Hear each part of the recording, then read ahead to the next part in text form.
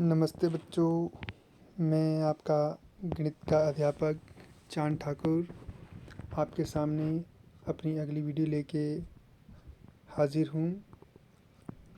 आज की इस वीडियो में हम 10वीं कक्षा की गणित की पाठ्य पुस्तक से प्रश्नावली 6.2 का भाग 4 शुरू कर रहे हैं। पिछले 3 भागों में हम इसकी जो कुछ प्रश्न और प्रमेय सिद्ध कर चुके हैं। आज के इस भाग में हम अपनी प्रश्नावली जारी रखेंगे। तो आज हम प्रश्न नंबर 6 से इस वीडियो की शुरुआत करेंगे। तो आइए देखें इस प्रश्न में क्या दे रखा है।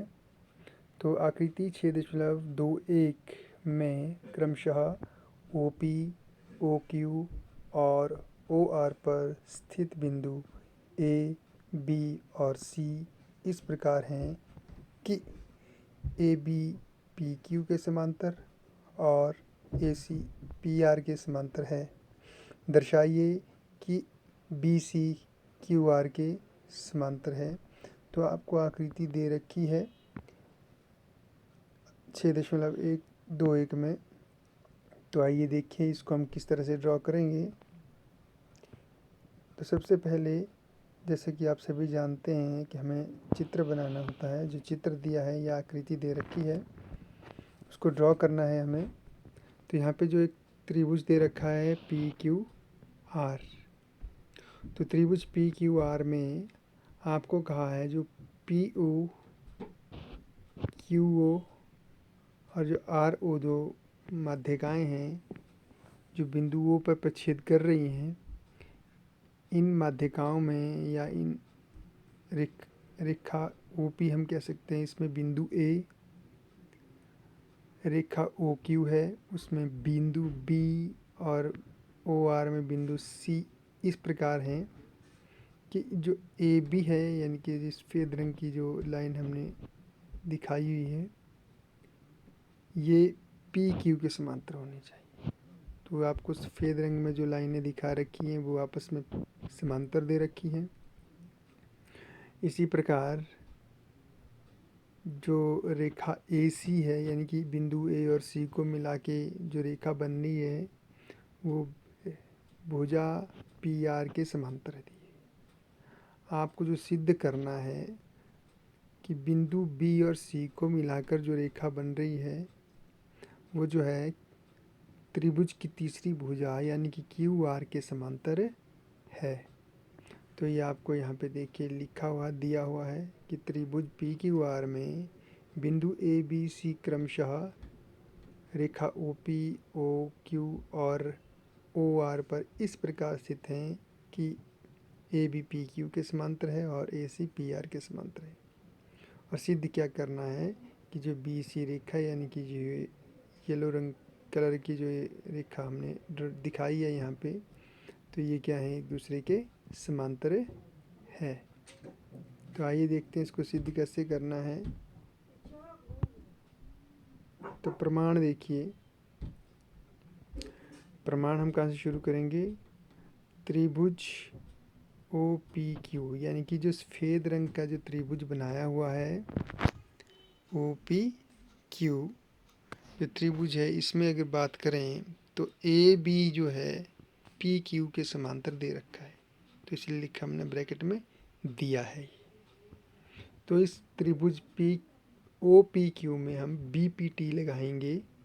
तो BPT क्या कहती है कि अगर इस तरह से कोई रेखाखंड AB और किसी त्रिभुज की किसी भुजा के समांतर है तो हम कह सकते हैं कि जो OA है भाग AP यानी कि OA और AP की जो रेशियो है वो किसके बराबर होनी चाहिए, OB बटे BQ के बराबर है। तो यहाँ से देखिए समीकरण 1 हमें प्राप्त हुआ इस सफ़ेद रंग के त्रिभुज से।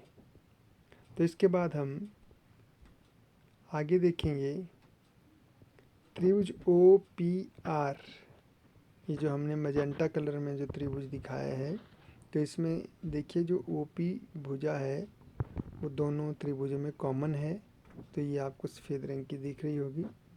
तो इस त्रिभुज में यदि हम देखें जो ये AC है वो PR के समांतर है, यानी कि जो AC और PR वो समांतर है। तो इस त्रिभुज में भी हम BPT लगा सकते हैं। इसमें भी देखिए जो OA है और AP की रेशियो है OA बटे AP वो किसके बराबर आना चाहिए, OC बटे CR। सफ़ेद बिंदु को अगर आप देखें तो OC बटे CR, तो OA बटे AP किसके बराबर है, OC बटे CR के बराबर आएगा। तो ये समीकरण 2 आ गया। तो समीकरण 1 और 2 में अब देखिए समीकरण 1 और 2 में, समीकरण 1 में जो दायां पक्ष है बायां पक्ष है वहाँ क्या है, OA बटे AP है। और समीकरण 2 में भी देखें तो वहाँ पर भी बायां पक्ष में क्या है, OA बटे AP है। तो यदि बायां पक्ष बराबर है तो हम ये कह सकते हैं कि समीकरण 1 और 2 के जो दाएं पक्ष जो हैं वो भी क्या होने चाहिए, बराबर होने चाहिए। तो यानी कि जो समीकरण 1 का दाएं पक्ष है OB बटे BQ वो किसके बराबर होना चाहिए, समीकरण 2 के दाएं पक्ष के बराबर, यानी कि OC बटे CR। तो ये देखिए ये आपके पास रिजल्ट आ गया, OB बटे BQ बराबर है OC बटे CR। तो अब हम आगे बढ़ते हैं।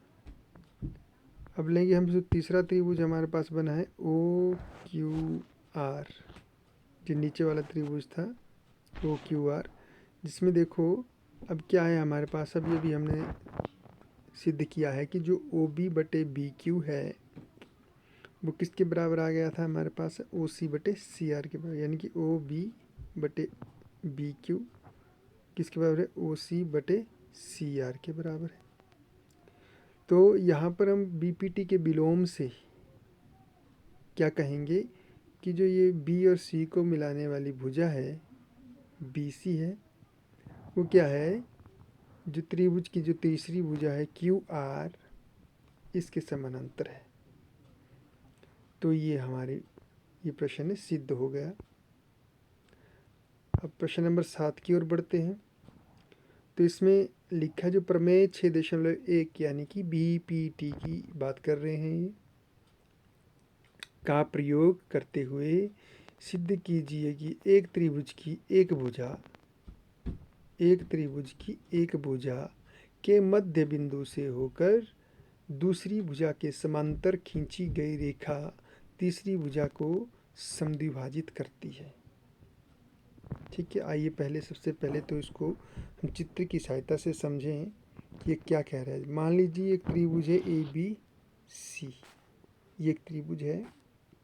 आपको कहा है मान लो कि जो एक भुजा हमने ली इसकी AB का मध्य बिंदु लिया हमने बिंदु D, ठीक है, मध्य बिंदु है अर्थात हम ये कह सकते हैं जो AD है वो DB के बराबर है। ठीक है, तो क्या कहेंगे हम, AD जो है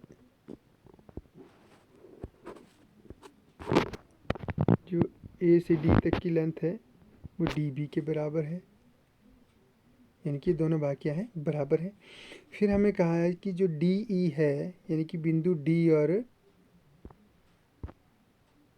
और E को मिलाने वाली जो रेखा बिंदु D से जो है हमने एक रेखा ड्रॉ की L, यहाँ देखिए नाम लिखा है इसका, वो क्या है इस तरह ली कि भी वो BC के समांतर होनी चाहिए। तीसरी भुजा जो है BC है, इसके दूसरी भुजा के समानांतर ले ली हमने। तो अगर दूसरी भुजा के समांतर यानी कि BC के समांतर हम लेते हैं तो ये तीसरी भुजा यानी कि AC को एक बिंदु पर प्रतिच्छेद करती है, जैसे यहाँ पर हमें दिख रहा है कि बिंदु E पर प्रतिच्छेद कर रही है ना।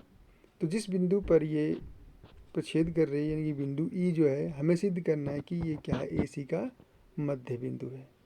यदि हम इसको रेड कलर से दिखाएं जो सिद्ध करना है, तो हमें सिद्ध क्या करना है, जो AE है वो ई सी के बराबर है।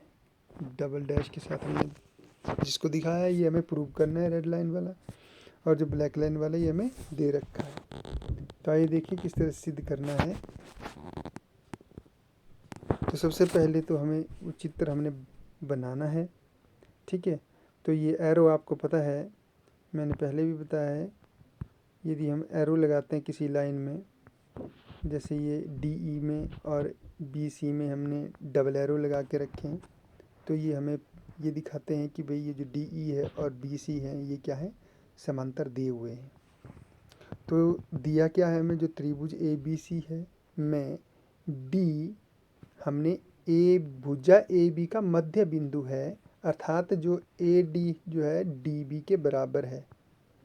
जैसा हमने पिछले चित्र में दिखाया था, जो ए डी है वो डी बी के बराबर हमें दे रखा है, ठीक है, ये दिया हुआ है। फिर क्या किया हमने, उसके बाद हमें कहा है, ये दिया ही है कि फिर हमने एक रेखा एल ली, बी सी के समांतर खींची। एल की रेखा किस तरह से ली, बी सी के समांतर, यानी कि जो तीसरी भुजा बी सी है इसके समांतर हमने एक रेखा एल खींची। तो तीसरी भुजा ए सी, यानी कि जो तीसरी भुजा है ए सी, इसके समान पर को ये बिंदु ई पर प्रछेद करती है, जैसे दिख रहा है हमें। अर्थात जो डी ई है वो बी सी के समांतर है, जैसे कि हमने एरो से दिखा दिया है, डबल एरो से, कि क्या है, डी ई और बी सी क्या है, समांतर हैं। सिद्ध क्या करना है कि ई ए सी का मध्य बिंदु, जो ई है हमें सिद्ध करना है, ये भी क्या है, ए सी को दो बराबर भागों में बांट रहा है, यानी कि ये मध्य बिंदु है, ये सिद्ध करना है। तो आइए देखिए प्रमाण कैसे करेंगे हम। अब हम दिया है, देखो क्या दिया है, जो डी है, क्योंकि जो डी ए बी का मध्य बिंदु है, मध्य बिंदु अर्थात जो ए डी जो है बी डी के बराबर है, जैसे कि आपको चित्र में दिखाया था हमने पीछे, कि जो ए डी और डी बी क्या है, बराबर है, सिंगल डैश से रिप्रेजेंट किया, देखो बराबर दिखाया है, इसका मतलब अर्थ ये है कि बराबर है ये। तो यदि ये बराबर है, यदि हम दोनों पक्षों को बी डी से भाग कर दें, यानी कि ए डी बराबर है बी डी लिखा है यहाँ पे,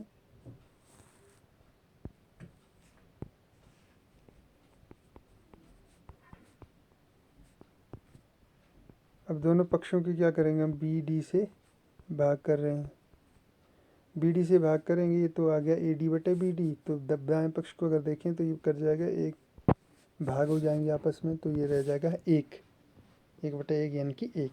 तो यहाँ से हमारे पास समीकरण एक आ गया कि जो ए डी बटे बी डी की रेशियो है वो किसके बराबर है, एक के बराबर है ना। दो बराबर भागों की जो रेशियो होती है वो एक के बराबर होती है।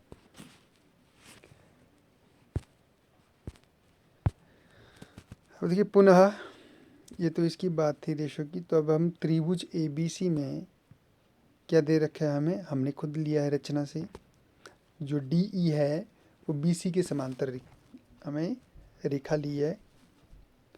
तो यदि हम त्रिभुज ए बी सी है तो बी पी टी हम यहाँ पे लगा सकते हैं। तो बी पी टी क्या कहती है, आइए देखिए बी पी टी क्या कहती है।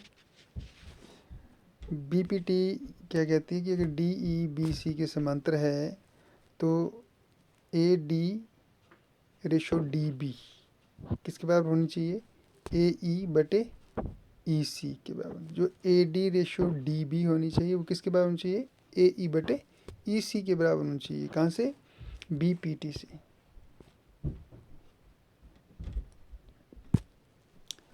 तो ये हमारे पास समीकरण 2 आ गया कि ए डी बटे बी डी या डी बी किसके बराबर है, ए ई बटे ई सी के बराबर है। ये समीकरण 2 है। तो समीकरण एक और दो को यदि हम कंपेयर करें या इनकी तुलना करते हैं तो इनके बाएं पक्ष देखिए क्या है, समीकरण 1 में भी ए डी बटे बी डी है और समीकरण 2 भी हमें ए डी और डी बी की रेशियो या अनुपात बता रहा है। ये किसके बराबर है, ये समीकरण 1 कह रहा है कि एक के बराबर है, समीकरण 2 कह रहा है ये ए ई बटे ई सी के बराबर है। तो यहाँ से हम कह सकते हैं कि जो ए ई बटे ई सी है वो 1 के बराबर है। तो इसको अगर हम क्रॉस मल्टीप्लाई करेंगे, यानी कि ये इधर चला जाएगा एक के साथ EC,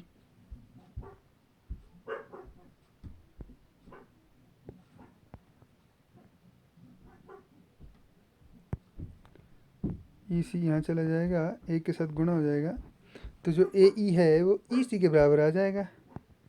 यानी कि जो दो भाग हैं AE और EC क्या हो गए, बराबर हो गए।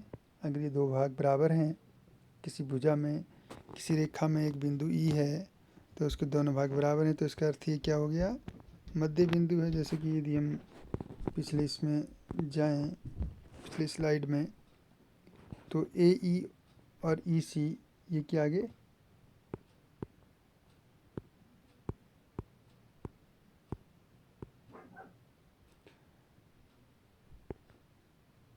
तो AE और EC के आगे बराबर आ गए। तो ये अगर बराबर हैं, इसका अर्थ हुआ कि जो E है इसका क्या है, मध्य बिंदु है। AE क्या है, इसका मध्य बिंदु है। अब अगला प्रश्न देखते हैं, प्रश्न नंबर 8। तो इसमें कहा है प्रमेय 6.2, यानी कि जो BPT का विलोम है उसका प्रयोग करते हुए सिद्ध कीजिए कि एक त्रिभुज की किन्हीं दो भुजाओं के मध्य बिंदुओं को मिलाने वाली रेखा तीसरी भुजा के समांतर होती है, यानी कि उसका विपरीत। क्या कहा गया है, यहाँ पर आपको त्रिभुज ABC दे रखा है। सफ़ेद बिंदु को देखेंगे आप, ABC। अब क्या कहा गया है, बिंदु D और बिंदु E है, वो क्या है, क्रमशः रेखा AB और AC के मध्य बिंदु हैं। तो ऐसा होने से क्या हो गया, जो हमारे पास इसके दो भाग हैं कि AD DB के बराबर हो गया, क्योंकि ये मध्य बिंदु है AB का। इसी तरह से E जो है AC का मध्य बिंदु है, तो AE EC के बराबर हो गया। ठीक है। अब कह रहे हैं कि अब इन मध्य बिंदु को यानी कि D और E को मिलाया गया है, तो सिद्ध क्या करना है कि जो DE है वो BC के समांतर है। जो DE और BC क्या है, समांतर है, समांतर रेखाएं हैं, ये सिद्ध करना है। तो आइए देखिए किस तरह से इसको सिद्ध करेंगे। तो प्रमाण शुरू करते हैं। कहाँ से, हमें क्या दे रखा है कि जो D है वो AB का मध्य बिंदु है। तो जैसा कि पिछले भाग में हमने किया था, D अगर मध्य बिंदु है तो जो AD जो है DB के बराबर है। तो यहाँ से हमारे पास AD/BD की रेशियो जो है 1 के बराबर है। ठीक है, दो बराबर भाग हैं तो उनकी रेशियो क्या होती है, 1 के बराबर होती है। या जैसे पिछली बार हमने कहा था कि इसको हम DB से भाग करेंगे, तो ये जो AD/DB जो है बराबर है 1 के बराबर आ जाएगा। इसी तरह से E जो है AC का मध्य बिंदु है, तो यहाँ पर भी जो AE और EC क्या हो गए, बराबर हो गए। तो AE/EC की रेशियो भी क्या आ गई, 1 के बराबर आ गई। अब देखिए समीकरण 1 और 2 में ये जो दो रेशियो हमने निकाली है, ये दोनों अनुपात किसके बराबर हैं, 1 के बराबर हैं। तो यदि हम कहें कि जो AD/DB है वो AE/EC के बराबर आएगा। तो अब अगर फिर से हम त्रिभुज ABC में देखें, तो हमने यहाँ पे सिद्ध किया है कि जो AD/DB है वो AE/EC के बराबर है। तो आपको पता है BPT के विलोम से अगर ये अनुपात बराबर होता है, हम कह सकते हैं कि जो ये रेखा DE है वो BC के समांतर है। जैसे कि त्रिभुज है, देखिए फिर से हम त्रिभुज में जाएंगे कि अगर AD/DB और AE/EC ये अनुपात बराबर आते हैं, तो हम कहते हैं कि जो D और E को मिलाने वाली रेखा है वो तीसरी भुजा BC के समांतर है। कहाँ से है, BPT का। अगला प्रश्न है प्रश्न नंबर 9। आइए देखिए इसमें क्या दे रखा है। ए बी सी डी एक समलंब है जिसमें ए बी डी सी के पैर समांतर है तथा इसके विकर्ण परस्पर बिंदु ओ पर प्रछेद करते हैं। दर्शाइए कि ए ओ रेशो बी ओ बराबर है सी ओ अनुपात डी ओ है। तो ये अनुपात हमें बराबर सिद्ध करने हैं। हमें एक समलंब दे रखा है, तो जैसे कि समलंब ए बी सी डी में हमें क्या दिया है, शुरुआत में हम ऐसा लिखेंगे, जो आपको स्टेटमेंट दे रखी है प्रश्न में, और फिर जो सिद्ध करना है वो लिखेंगे जैसा कि हम अभी तक के प्रश्नों में करते आए हैं। तो हमें क्या दे रखा है, दिया है समलंब ए बी सी डी में ए बी डी सी के समांतर है, विकर्ण ए सी तथा बी डी परस्पर बिंदु ओ पर प्रछेद करते हैं, ये हमें दे रखा है। तो सिद्ध क्या करना है, ए ओ बटे बी ओ बराबर है सी ओ बटा डी ओ, यह हमें सिद्ध करना है। तो उसके लिए सबसे पहले हम जो चित्र है उसको यहाँ पर बनाएंगे। तो आपको जो समलंब दे रखा है ए बी सी डी, तो समलंब क्या होता है आपको पता होना चाहिए, जिसकी दो असमान भुजा मतलब जो बराबर नहीं है, वो जो भुजाएं हैं वो क्या होती है, समांतर होती हैं। तो देखिए ए बी एक लंबी भुजा है और सी डी या डी सी जो एक उससे छोटी भुजा है। तो बाकी की जो असमांतर भुजाएं हैं वो बराबर हो सकती है, हो भी नहीं भी हो सकती, लेकिन ये उतना ज़रूरी नहीं है। जो मेन है वो क्या है, जो असमान भुजाएं हैं वो क्या होनी चाहिए, समांतर होनी चाहिए, उसे हम समलंब कहते हैं। अब समलंब में हमें क्या दे रखा है कि इसके जो विकर्ण ए सी और बी डी हैं ये आपस में बिंदु ओ पर प्रछेद कर रहे हैं। अब जो हमें सिद्ध करना है उसके लिए हम क्या करेंगे, बिंदु ओ से एफ ओ या ओ एफ, बिंदु ओ से ओ एफ एक भुजा लेंगे, किसके समांतर, जो ए बी और डी सी के समांतर हो। ठीक है, अब देखिए इसीलिए मैंने ये तीनों भुजाएं यानी कि डी सी, एफ ओ और ए बी सफ़ेद रंग से रिप्रेजेंट किया है इनको। और देखिए साथ में इसमें डबल एरो भी लगे होंगे तीनों में, तो इसका अर्थ है क्या, ये तीनों एक दूसरे के समांतर भुजाएं हैं, ये दिखाने के लिए। अब यहाँ पर हम लेंगे त्रिभुज d a b, d a b, जो ये त्रिभुज है बाईं तरफ को डी बिंदु के साथ आधार ए बी और शीर्ष डी के साथ जो त्रिभुज बना हुआ है यानी कि डी ए बी, इसमें देखिए क्या है, जो एफ ओ है ए बी के समांतर है। ये कहाँ से है, रचना से, कि हमने लिया है इसको बी सी, ए बी और डी सी के समांतर। तो यहाँ पर हम बी पी टी लगा सकते हैं। तो बी पी टी से क्या होगा, जो d o ratio o b है, ठीक है, वो किसके बराबर होगी, डी एफ बटे एफ ए, डी एफ बटे एफ ए। तो यानी कि डी एफ बटे एफ ए और डी ओ बटा ओ बी, ये क्या आ गई, बराबर रेशो है। तो ये समीकरण 1। पुनः अब हम अन्य चित्र की तरफ देखते हैं। अब जो हमारा चित्र होगा वो हम लेंगे त्रिभुज डी सी ए, ठीक है, पहले हमने डी ए बी लिया था, अब हम लेंगे डी सी ए, ये जो जिसमें ए डी जो रेड कलर की लाइन है, ये जो है हमने इसके साथ ली है जो डी सी ए में। तो इस त्रिभुज डी सी ए में अगर हम बात करें, जो एफ ओ है वो डी सी के भी समांतर है।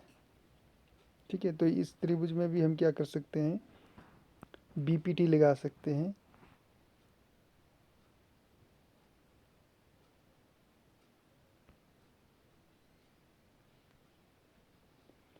तो यदि हम यहाँ पे बात करें तो यहाँ पर हम रेशो लेंगे DF/FA। DF/FA वो किसके बराबर आएगी? CO/OA। ठीक है। आप कहेंगे कि ये इस तरफ को क्यों नहीं लिया, तो इस तरह से भी ले सकते हैं। तो अगर इसको रिवर्स ऑर्डर में भी हम लेंगे तो रेशो क्या रहेगी? समान ही रहेगी। यानी कि DF/FA लिखा है तो यहाँ पर भी हम CO/OA लेंगे, है ना। जिस ऑर्डर में हम यहाँ रेशो ले रहे हैं उसी ऑर्डर में हम दूसरी तरफ भी रेशो लेंगे।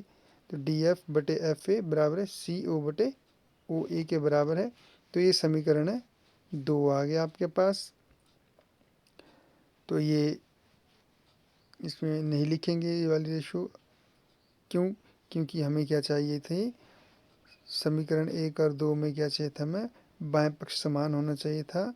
तो इसीलिए हमने DF/FA रेशो ली है, ना कि AF/FD। तो अब समीकरण 1 और 2 को देखें तो इसके जो बाएं पक्ष है देखिए वो क्या है? समान है। DF/FA दोनों जगह है। तो इसका अर्थ ये हुआ कि जो समीकरण 1 और 2 को हम कंपेयर करें तो इसके जो दाएं पक्ष है वो भी क्या होना चाहिए? बराबर होना चाहिए। तो यहाँ से आया DO/OB बराबर है CO/OA। तो इसको अगर हम क्रॉस मल्टीप्लाई करेंगे, है ना, तो ये OA जो है DO के साथ मल्टीप्लाई होगा, OB CO के साथ मल्टीप्लाई, यानी कि ये आ जाएगा हमारे पास DO × OA बराबर है CO गुणा OB। ठीक है। बिंदु का अर्थ यहाँ पे क्या है? गुणा है। तो अगर हम इसको फिर से ट्रांसपोज कर दें तो ये आ जाएगा AO/BO, क्योंकि OB यहाँ चला जाएगा और DO इधर आ जाएगा, तो ये CO/DO। तो ये जो है फाइनल रिजल्ट है जो हमें सिद्ध करना था, तो ये हमारा सिद्ध हो गया। आगे बढ़ते हैं अगले प्रश्न की तरफ। प्रश्न नंबर 10। तो इस प्रश्न में क्या है? एक चतुर्भुज ABCD के विकर्ण परस्पर बिंदु O पर इस प्रकार पर छेद करते हैं कि AO/BO बराबर है CO/DO है। दर्शाइए कि ABCD एक समलंब है। मतलब प्रश्न नंबर 9 का विपरीत, वहाँ पर समलंब दिया था और ये अनुपात ज्ञात करना था। अब ये अनुपात दे रखा है तो जो चतुर्भुज है उसे हमें सिद्ध करना है कि ये क्या है? एक समलंब है। तो इसके लिए आपको समलंब की परिभाषा पता होनी चाहिए, समलंब क्या होता है। तो इसमें जो है, जैसे कि पहले मैंने बताया था आपको, जो असमान भुजाएं हैं वो क्या होनी चाहिए? एक दूसरे के समांतर होनी चाहिए। तो इसमें हमने चतुर्भुज ABCD में जो हमें दे रखा है विकर्ण AC और BD परस्पर बिंदु O पर इस प्रकार पर छेद करते हैं कि AO/BO बराबर है CO/DO है। तो ये हमें दे रखा है। सिद्ध क्या करना है? चतुर्भुज ABCD एक समलंब है। तो समलंब सिद्ध करने के लिए हम पहले इसका चित्र बनाएंगे। तो ये हूबहू वैसा ही होगा। ठीक है। तो एक चतुर्भुज बनाएंगे ABCD। अब चतुर्भुज ABCD में हमें क्या कहा है? जिसके विकर्ण है BD और AC, ये किस बिंदु पर छेद कर रहे हैं? बिंदु O पर। तो बिंदु O से हम OE रेखा लेंगे AB के समानांतर। जो चतुर्भुज की भुजा AB है इसके समांतर हम EO लेंगे। तो समांतर लेने से क्या होगा? जो हमारे त्रिभुज ADB है, ये देखिए, ये जो रेड कलर से और वाइट कलर से रिप्रेजेंट किया हुआ है, तो वाइट लाइन तो सिर्फ ये दर्शाने के लिए कि दोनों समांतर हैं। सफ़ेद रंग की जो लाइनें हैं, तो डबल एरो भी देखो इसमें लगे हुए हैं, ये दर्शा रहे हैं कि ये दोनों भुजाएं क्या हैं? एक दूसरे के समांतर हैं। तो अब इस त्रिभुज ABD में यदि हम देखें, जो EO है वो AB के समांतर है। तो यहाँ पर हम BPT लगा सकते हैं। तो BPT यानी कि थेल्स प्रमेय भी जिसे हम कहते हैं, वो क्या कहती है कि यदि इस तरह से कोई भुजा समांतर है, ई ओ इसके समांतर है, तो जो ये रेशियो है डी ई बटा ई ए वो किसके बराबर होना चाहिए, डी ओ बटा ओ बी के बराबर होना चाहिए। तो ये हमें समीकरण 1 प्राप्त हुआ। परंतु हमें कुछ दिया हुआ है, एक रेशियो दी हुई है। क्या दी है वो, ए ओ बटा बी ओ बराबर सी ओ बटा डी ओ, ये दिया है। तो इसको थोड़ा सा रीअरेंज करेंगे हम, डी ओ को इधर लाएंगे और ए ओ को उधर ले जाएंगे, यानी कि ऐसे इनको क्या करेंगे हम, एक्सचेंज करेंगे। ठीक है, डी ओ और ए ओ को एक्सचेंज करेंगे।